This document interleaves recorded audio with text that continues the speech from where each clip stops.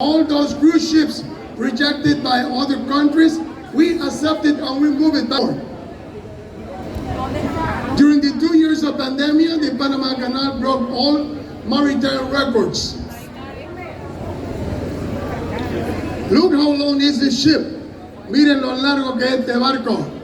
Well, in the new locks, we can handle double of this size. En las nuevas esclusas, nosotros podemos manejar el doble de este tamaño.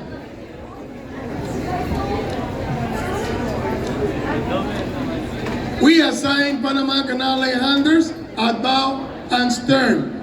Asignamos pasabarcos de cubierta tanto en proa como en popa.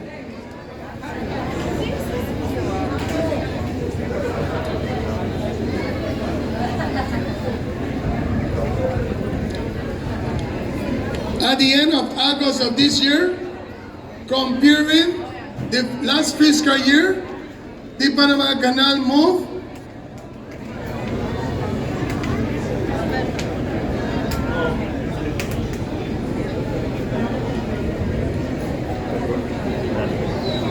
$799 more boats. En el